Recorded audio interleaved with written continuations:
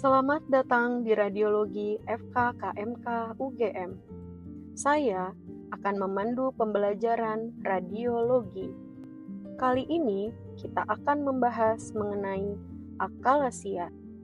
Mari kita mulai. Pada anatomi esofagus, organ ini terletak di cavum thorax posterior dan memanjang dari vertebra cervical 6 hingga sekitar torakal 10, sebelum akhirnya masuk ke rongga abdomen.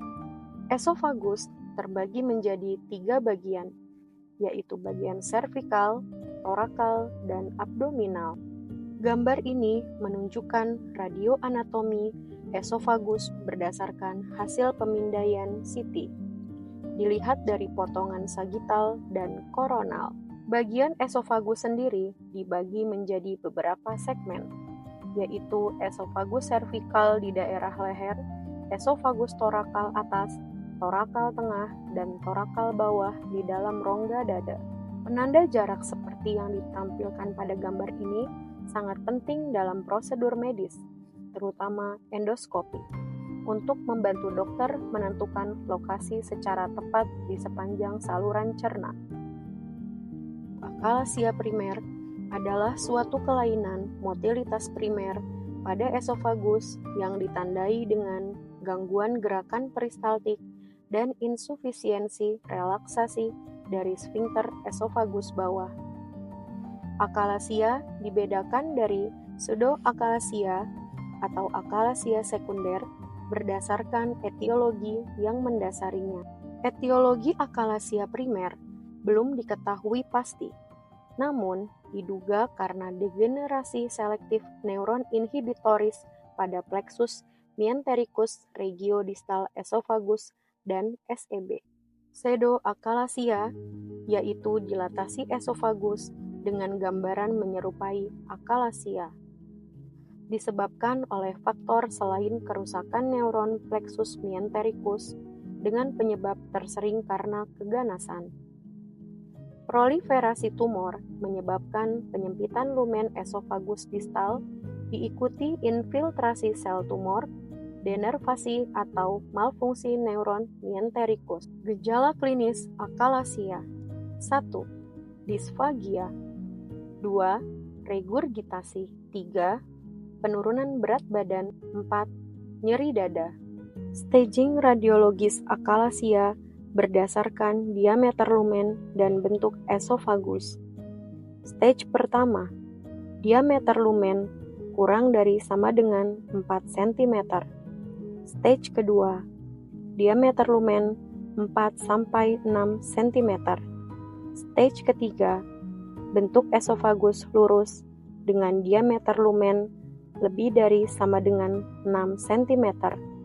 Stage keempat, bentuk esofagus sigmoid dengan diameter lumen lebih dari sama dengan 6 cm. Klasifikasi akalasia. Akalasia dikelompokkan ke dalam 3 subtipe berdasarkan pola hasil pemeriksaan manometri esofagus sesuai klasifikasi Chicago 4.0. Tipe 1, terganggunya relaksasi dari lower esophageal sphincter, tidak adanya gerakan peristaltik dan tekanan esofagus normal. Tipe 2, terganggunya relaksasi dari lower esophageal sphincter, tidak adanya gerakan peristaltik dan meningkatnya tekanan panesofageal. Tipe 3, terganggunya relaksasi dari lower esophageal sphincter, tidak adanya gerakan peristaltik dan kontraksi spastik esofagus distal. Pada foto polos dapat ditemukan pelebaran mediastinum superior sisi kanan dan hilangnya gas lambung. Esofagografi merupakan pemeriksaan radiologis utama untuk akalasia, dengan temuan khas yang akan tampak yaitu Bird-Beak sign, ditunjuk panah putus-putus, yaitu gambaran radiologi berupa temuan penyempitan distal esofagus berbentuk paruh burung. Kemudian, corkscrew appearance yang ditunjuk panah utuh berupa gambaran esofagus yang berkelok-kelok seperti ulir. Lalu, dilatasi lumen esofagus yang ditunjuk panah melengkung menunjukkan adanya pelebaran pada bagian proksimal esofagus. Esofagografi juga membantu menilai staging dan mengevaluasi komplikasi. Contoh kasus, pasien laki-laki usia 44 tahun datang dengan nyeri telan saat makan 2 minggu ini, muntah saat minum dan nyeri dada. Pemeriksaan esofagografi dengan kontras barium menunjukkan dinding mukosa esofagus reguler, dilatasi lumen esofagus, Bird sign positif yang sesuai dengan akalasia esofagus. Demikian pembelajaran radiologi mengenai akalasia kali ini. Semoga dapat bermanfaat, menambah pengalaman, khususnya untuk gambaran radiologi akalasia. Terima kasih dan sampai jumpa di pembelajaran berikutnya.